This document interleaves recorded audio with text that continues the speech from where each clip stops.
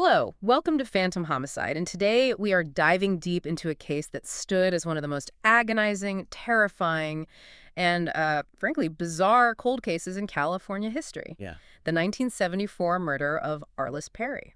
Yeah, this one, it's a tough one. The investigation stretched, 44 years. It's this really harrowing journey through a crime scene that just screamed ritual. And there were massive failures in the initial security checks, things that just shouldn't have happened. Right. But ultimately, it was forensic science, really advanced stuff decades later that finally dragged the truth out. It's a real study in persistence, how sticking with it can eventually cut through all the lies and confusion. Okay, so let's really get into this. Our mission today, I think, is to understand how a murder this horrific, committed in, of all places, a sacred space a church meant for peace. How could that possibly evade justice for 4 decades? And what were those key pieces, the evidence, the detective work that finally cracked it? So let's set the scene. We're going back to the autumn of 1974, specifically Stanford University, Palo Alto, California, and the victim, Arlis K. Perry. She was born Arlis Dykma, just starting her adult life, really, only 19 years old. Yeah, and to really understand the tragedy, you need to know a bit about her and her husband, Bruce D. Perry. They were high school sweethearts, came all the way from Bismarck, North Dakota. Just moved out there. Just arrived. They were living in Escondido Village, which is the married student housing right there on campus. They got there in August 74, so literally just 6 weeks before she was killed. Wow. 6 weeks. Bruce was starting his pre-med studies, really ambitious, and Arlis had gotten a job as a receptionist at a local law firm. They were, that picture of young hope, just starting out. And the sources, they consistently emphasize something about Arlis's character, don't they? They do. She was described as deeply religious. Mm. And that detail, it's not just color, it's absolutely crucial. It tells you why she went where she did on that specific night looking for solace. Okay. Exactly. Yeah. The location wasn't random. She chose to go to the Stanford Memorial Church. And this isn't just some small campus chapel. It's like the architectural centerpiece, the spiritual heart of Stanford. Big, imposing building. Huge, beautiful. Built back in 1903. It's revered right in the middle of everything. It stands for, faith, security, tradition for the whole university community.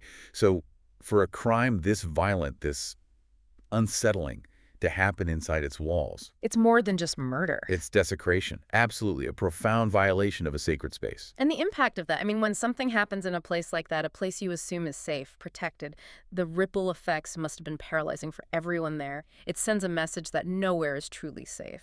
And that's exactly it. This violation, the way it was carried out, the deliberate staging using sacred objects from the church itself, it immediately told the first investigators, look, this isn't some random mugging gone wrong. This isn't a typical domestic dispute spillover. No. This was something else, something planned, maybe ritualistic, maybe just intended to shock and horrify, done by someone who was either deeply, deeply disturbed or had a very clear, terrifying message they wanted to send. And the trigger, the thing that set everything in motion that night, it was so mundane, almost laughably small if it wasn't so tragic. It's Saturday, October 12th, 1974. Late, around 11:30 p.m., Arlis and Bruce have a little argument. Yeah, about their car's tire pressure. Seriously? Tire pressure. So the kind of small disagreement couples have all the time, right? Right. But for Arlis, maybe she was already stressed, maybe just needed space. Yeah. Whatever it was enough. She decides she needs to leave the apartment. And she tells Bruce. Tells Bruce she wants to go to the Stanford Memorial Church to pray. Alone. Just needed to clear her head, find some peace. And so they part ways. She Yes. walks over to the church. And we know she made it there. There were witnesses. Yes, definitely. Other people saw Arlis inside the church around 11:35 p.m. Mm. And this is the exact moment where her path crosses with the man who, decades later, we find out is her killer, Stephen Crawford. The security guard. Campus security guard, on duty that night. He was doing his rounds, closing up the church for the night. It's a big place. It takes time to secure. Okay. So Crawford was seen there telling the few people still around, like Arlis and maybe a couple of others, that the church was shutting down. He later told police he locked the outer doors, the main entrances, a little after midnight. And crucially, he said he didn't see anyone else inside when he did. Right. That's his official story at the time. That's his story. Now, the tension really ramps up in the wee hours of the morning. Bruce Perry, back at the apartment. Maybe he expected her back sooner. He starts to get worried, really worried. Understandable. By 3 a.m., she's still not back. That's a long time. Yeah. He calls the Stanford police, reports Arlis missing. This isn't just her being out late anymore. Something feels wrong. Okay, so the alarm is raised. Police are involved. Police are involved. What? And here is where the first massive investigative blunder happens. A mistake, or maybe based on bad information, that basically gave the killer a huge head start. Decades, really. What happened? When the Santa Clara County Sheriff's officers respond to the missing person report, they go check the church.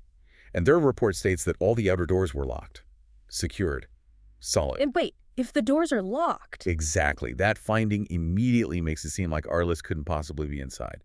If Crawford locked it up after midnight and the cops find it locked solid at 3 a.m., well, then she must have left before it was locked, right? Or maybe something happened to her outside the church. So that initial report completely shifted the focus away from the church itself. Completely. It compromised the entire investigation right from the start, before they even knew a crime had been committed inside. It pointed everyone outwards, looking for an abduction, looking somewhere else entirely. And Crawford? And Crawford, we find out later, layered lie upon lie. He also falsely claimed he'd gone back and rechecked the doors around 2 a.m. and found them still locked. So you have his word backed up by the initial officer's check. It created this seemingly airtight scenario where the crime, as it was later discovered, couldn't have possibly happened inside that locked church. Unless the person reporting it locked, the person checking it locked, was involved. Or at least the person reporting it locked was lying. So the focus immediately shifts away. They're looking elsewhere. When the whole time, the person responsible might still have been inside or was the very last one to leave after doing the unthinkable. That early misdirection, based on those locked doors, that's the core tragedy that led to 44 years of waiting for answers. The next morning, Sunday, October 13th, just before dawn, around 5:45 a.m., the church needs to be open for the day. And who shows up to do it? Stephen Crawford, the same security guard. He's the one who calls it in. He reports finding the west side door of the church open. Open, but it was locked hours before, supposedly. Exactly. And Crawford adds another really specific and, in hindsight, incredibly suspicious detail.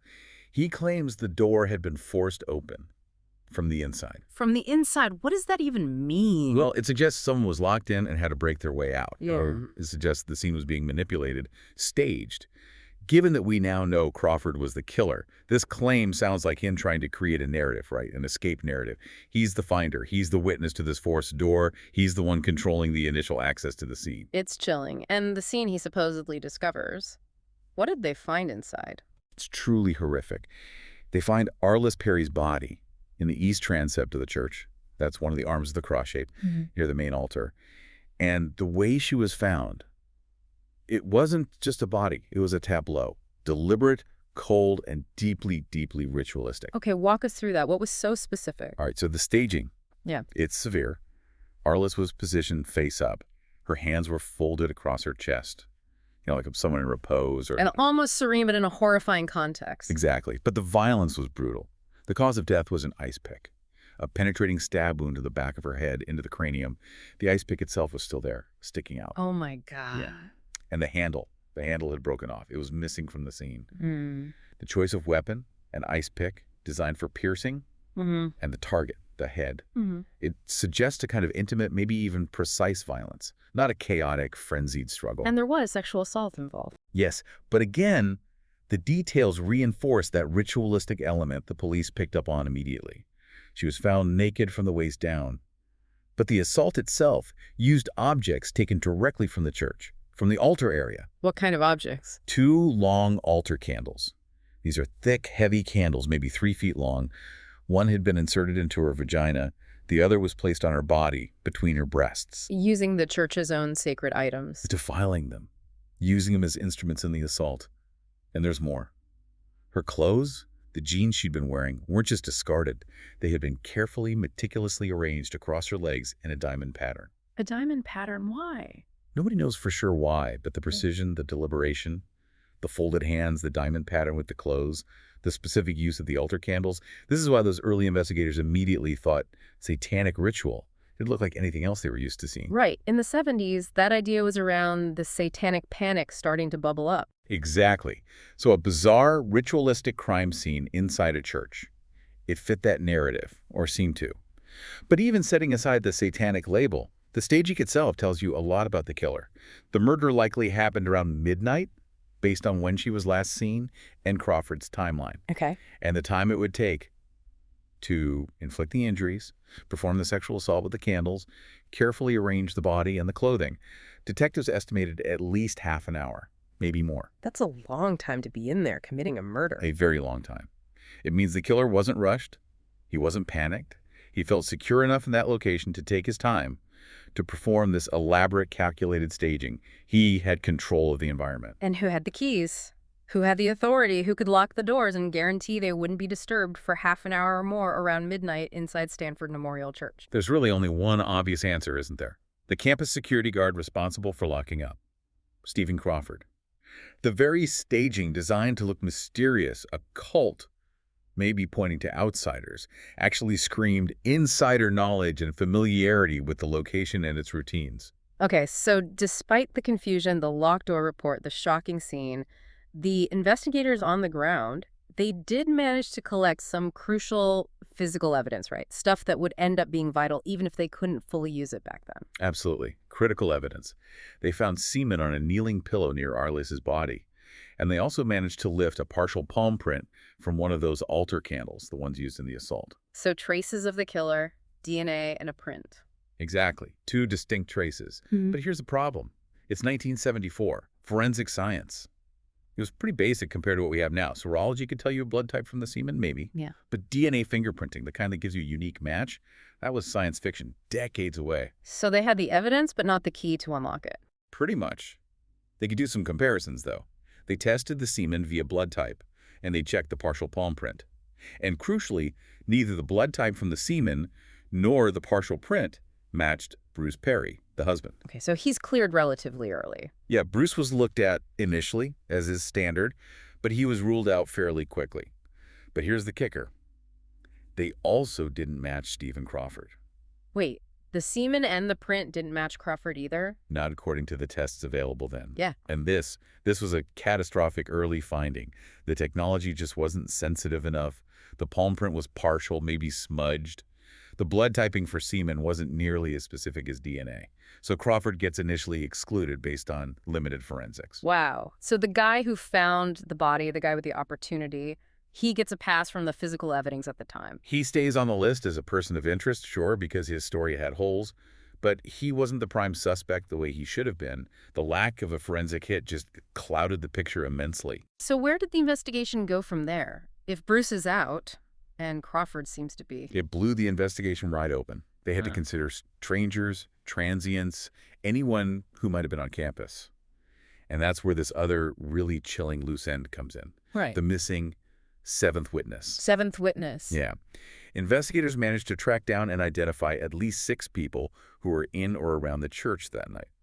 You had Arlis, Crawford, and 4 others they spoke to. But there was supposedly a 7th person, a young man. Someone saw him about to go into the church right around midnight, just as Crawford was supposedly locking up. Did they get a description? A surprisingly good one, yeah. Sandy-colored hair, medium build, maybe 5'10", and the witness specifically noted he wasn't wearing a watch. That's oddly specific. No watch. Right, so who was this guy? Did he see something? Did Crawford maybe scare him off? Or was he somehow connected? Could Arlis have been meeting someone? The police tried desperately to find this sandy-haired man. Vanished. Never came forward. Couldn't be located. So in this atmosphere of, was it a stranger? Was it an outsider? This unidentified young man becomes this huge, tantalizing question mark. Another red herring that pulls focus away from the guy who was right there all along. Okay, so you've got limited forensics, a missing witness. What about connecting it to other crimes? Were there other killings happening nearby? There were. There were actually 3 previous unsolved murders in the general area dating back to early 1973. But the Santa Clara County Sheriff's Office, they made a call early on. They officially ruled out any link between the Arlis Perry murder and those other 3 cases. Why? Mostly because the Perry crime scene was so unique, so bizarrely ritualistic, right? The church setting, the ice pick, the candles, the staging, it didn't fit the pattern of the other killings, which were more straightforward, sadly. I see. So they saw it as a one-off, something distinct. Exactly. Which, might have been correct in terms of the specific killer being different. We now know 2 of those earlier murders were likely committed by a serial killer named John Ketrow.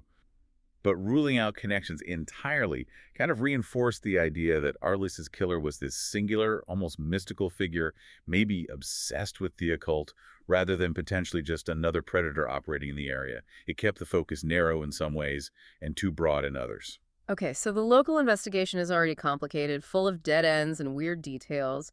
But then, years later, the Arlis Perry case gets pulled onto the national stage in a really unexpected, almost unbelievable way. Yeah, this is where it gets truly strange. It gets linked, or allegedly linked, to Dana Berkowitz, the son of Sam killer, operating thousands of miles away in New York City. How on earth did that happen? Well, after Berkowitz was caught in '77, he starts talking, or rather writing letters, and he claims he wasn't acting alone, that he was part of this wider satanic cult network.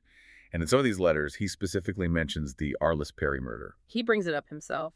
Unprompted, according to some accounts. He claimed he heard details about Arlis's murder from someone he called Manson II, implying, another Charles Manson type who Berkowitz alleged was the real killer of Arlis Perry, possibly as part of this cult activity. Okay, that sounds wild. Was anyone taking this seriously? Well, investigative reporter Maury Terry certainly did. Terry wrote a famous book called The Ultimate Evil, arguing that Berkowitz was part of a cult. And Terry highlighted the fact that Berkowitz volunteered information about the Perry case. Like what kind of So information? Berkowitz wrote this really chilling line in 1979, just dropped it in. Arlis Perry, hunted, stalked, and slain. Followed to California, Stanford Univ. Haunted, stalked, and slain. Followed to California, that implies premeditation on a massive scale. She was targeted specifically. Exactly. It fed into this narrative that she wasn't just tragically in the wrong place at the wrong time, but that she was deliberately tracked across the country, maybe by this shadowy cult Berkowitz was talking about, and killed as part of some larger sinister plan. And given the ritualistic scene in the church, well, you can see how that theory gained traction. It offered a kind of dark, complex explanation that the simple, unsolved local case couldn't. It definitely adds a layer of almost supernatural dread to it, but then there was something else Maury Terry found, something much more concrete but just as unsettling. Yes, this is one of the absolute strangest details in the entire case file, I think. The sinister phone mix-up. Phone mix-up. Get this.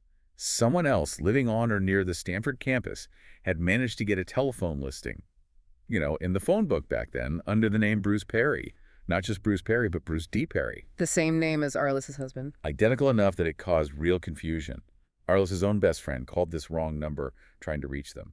Bruce's mother also called the wrong number. Okay, that's weird. It gets weirder. Because of this confusion, Arlis herself decided to call the fraudulent number to figure out what was going on. And she actually spoke to the person living there, the person listed under this other Bruce D. Perry name. This was just days, maybe weeks, before her murder. She talked to them. Do we know what was said? We know what Arlis said about it because she wrote a letter to her friend afterwards, explaining the mix-up. The letter is dated September 27th, 1974, just a couple of weeks before she died. What did the letter say? It's genuinely eerie. She wrote, and I'm quoting part of it here, "I had to laugh about your call to Bruce Perry. Mrs. Perry made the same mistake. She called them too. But the strange part of it is that his name is not only Bruce Perry, but it is Bruce D. Perry. And not only that, but it is Bruce Duncan Perry. And he attends Stanford University, and he just got married this summer." Then she adds, one thing, his wife's name is not Arlis, and she gives her friend the correct number. Wait. Bruce Duncan Perry attends Stanford, newly married, the exact same profile as her husband except for the wife's name. Exactly, the statistical probability of that. Another Bruce D. Perry, same middle initial, same university, same marital status, living right there at the same time. It's just astronomically small. That is deeply unsettling, especially with the Berkowitz hunted and stalked stuff swirling around. You see why Maury Terry and others seized on this. It looked like confirmation bias, maybe, but it felt like proof. Proof that Arlis was being targeted, that maybe this fake listing was part of the stalking, part of some sinister surveillance by this supposed cult network. It seemed too coincidental to be just coincidence. It really lent a lot of weight to that whole conspiracy theory angle, didn't it? Made it feel less random, more like part of a plan. It did. It kept that narrative alive for decades. You saw it in books, documentaries like The Sons of Sam on Netflix revisited it. This idea of a larger conspiracy just wouldn't die. But what did the actual investigators conclude about Berkowitz's claims? Did they follow up? Oh, yeah, they had to. They went and interviewed David Berkowitz in prison, specifically about the Arlis Perry case, trying to see if there was any substance to his claims, any details only the killer would know, Oh, and nothing. yeah. Their official conclusion was that Berkowitz had, and I quote, nothing of value to offer regarding the Perry murder. It seemed like he was maybe just inserting himself into notorious unsolved cases, maybe enjoying the attention, or maybe genuinely believing his own cult delusions. But factually, the connection just wasn't there. So the Son of Sam link, the cross-country cult, ultimately a dead end. A very weird, very distracting dead end. Exactly. The investigation had to return to the facts on the ground in California. Okay, so the Berkowitz tangent fades. The case goes cold, officially.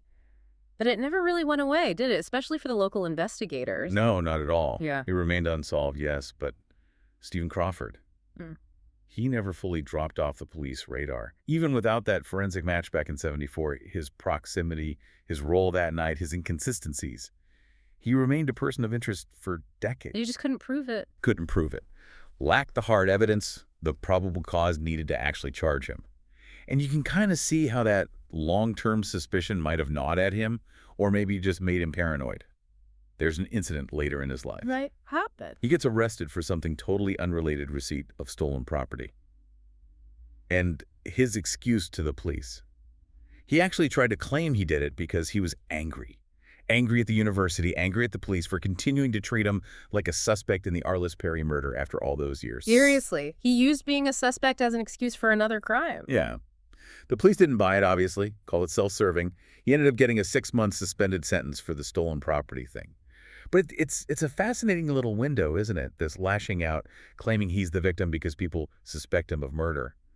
It hints at this strange mix of resentment and maybe buried guilt.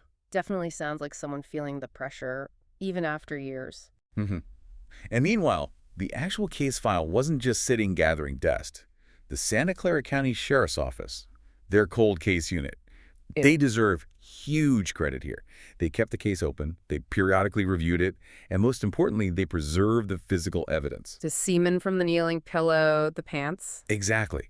They maintained the chain of custody on that evidence for over 40 years, just waiting for technology to evolve, to catch up to what they suspected might be hidden in those samples. That takes incredible patience and foresight. It really does. And the payoff, the technological shift they were waiting for, it finally arrived. The big turning point came in 2016. What changed? DNA technology had advanced exponentially. Remember back in '74, they could barely get a blood type. By 2016, you have PCR amplification, you have sophisticated sequencing. Forensic scientists could now potentially get a full DNA profile from incredibly tiny degraded samples, stuff they call touch DNA sometimes. So they decided to retest the evidence from 1974. They did. They sent Arlis Perry's pants, the ones found arranged in that diamond pattern, for this new advanced DNA analysis, specifically focusing on the spot where semen had been detected way back when, probably transferred from that kneeling pillow. And They got it. A clear, viable DNA profile was extracted from the decades-old semen stain. wow, after all that time? And when they ran that profile through the databases, they got a match. Who was it? Stephen Crawford, the former Stanford security guard, the man who found the body, the man who locked the doors. He was 72 years old by this time. Finally. The link. The proof. The proof. This was the moment the entire case pivots. All those years of speculation, the ritual theories, the Son of Sam connection, the missing witness, it all just collapses, replaced by the cold, hard reality. Wow. The killer was the guardian, the one supposed to protect the very place where he committed the murder. So they had the DNA match. Was it straightforward to arrest him then? Not quite. There was one more hurdle. Crawford was alive, living in San Jose. But when detectives approached him, likely wanting to confirm the match with a fresh sample, he refused. He refused to give a voluntary DNA sample. Why would he do that if they already had the match? It's a common tactic for suspects in cold cases, especially when they know incriminating evidence exists. They might hope the original evidence is too degraded for court, or that without a fresh, court-ordered sample confirming it's definitely them now, there might be just enough legal wrangling room to escape conviction. Basically, deny them the final piece needed for an airtight case. So the detectives had the match from the crime scene, but needed to definitively link it to the Crawfords standing in front of them in 2018. Exactly. And this is where that persistent detective work comes in again. They couldn't force him without a warrant based on probable cause, which the old DNA hit provided. But maybe to strengthen the warrant application, or just to be absolutely certain before moving forward, they got creative. They surveilled him. And they eventually obtained his DNA indirectly, from items he had thrown away, discarded trash. Once something's in the trash on the curb, legally you've relinquished ownership and privacy rights to it. So they got his DNA from his garbage. Essentially, yes. They tested that discarded DNA, and it perfectly matched the profile from the semen found at the 1974 crime scene. That was it. The final, definitive link. Game Okay. over. It just shows you the lengths cold case detectives sometimes have to go to, using every legal tool available to close that final gap. So the DNA is confirmed. Crawford is definitively linked. The end of this 44-year ordeal seems imminent. What happens next?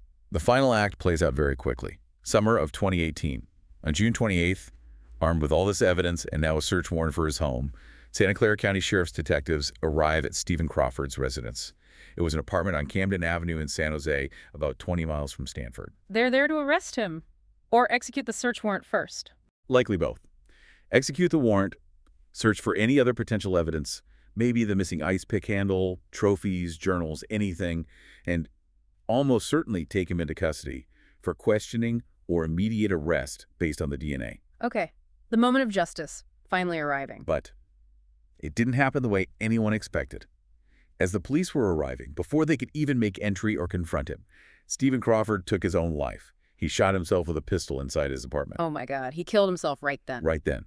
He chose his own exit, denied the justice system a trial, denied the family the chance to face him in court, denied everyone a public accounting of his actions. But in doing so, he provided the ultimate, albeit tragic, confirmation of his guilt. It's an ending, but not the one you hope for. Closure, maybe, but not justice in the traditional sense. Exactly. Definitive proof through his final action, but no day in court. For the family, for Bruce Perry, who had lived under this cloud for so long, it was closure on who did it, even if the why remained locked inside Crawford. Did the police find anything inside his apartment afterwards? During the search warrant they were there to execute. They did, and what they found offered this really grim final insight into the decades he lived with, this horrific secret. They found two key items. What were they? First, suicide note, and second, the paper dust jacket from a book about serial killers. A suicide note and a book about serial killers. Wow. Did the note say anything? Confess. The contents of the note haven't been fully released, as far as I know, Mm. but the police revealed something incredibly telling about it. It wasn't written that day. No. Reportedly, the suicide note had been drafted 2 years earlier, back in 2016. Right around the time the police had last interrogated him about the Arlis Perry case, which was likely when that new DNA investigation was really heating up. He wrote it 2 years before, so he knew they were closing in. It certainly seems that way. He knew the DNA match was probably coming, or had already happened secretly. He was so convinced his time was up that he wrote his farewell note then, and apparently just lived with it for 2 years, waiting for the knock on the door. That's a chilling level of foresight and resignation. And the book jacket about serial killers. Yeah, that adds another layer, doesn't it? Was he fascinated by the subject, trying to understand himself by reading about others like him? Or is he maybe even studying their methods, their mistakes? We can only speculate, but finding that alongside a 2-year-old suicide note, it paints a picture of a man living under immense secret pressure, perhaps morbidly contemplating his own dark history. So the case is closed. Solved, technically. It stands as one of California's longest-running cold cases to finally reach a resolution. Absolutely. A landmark case, really, showing the power of forensic advancements and sheer police persistence. It brought definitive answers to Arlis's family, to Bruce Perry. It proved, tragically, that the killer wasn't some phantom from a conspiracy theory, but the very person entrusted with safeguarding the place where she sought refuge. And maybe a final thought for you, the listener. Just dwell on that dark irony for a second. The killer wasn't just at the scene. He was the first official person on the scene, the security guard, the one meant to ensure the sanctity of that church. His authority, his control over who came and went, his initial lies about those locked doors, that's what bought him more than 4 decades of freedom. And the fact that he lived with that suicide note for 2 years, maybe reading about other killers, it really underscores the immense psychological weight he must have carried. He wasn't just waiting for justice. He was actively preparing for the final scene in a secret, horrifying story he'd written for himself long ago. Okay, so we hope you liked our today's discussion. For more such discussions, subscribe to our channel, Phantom Homicide.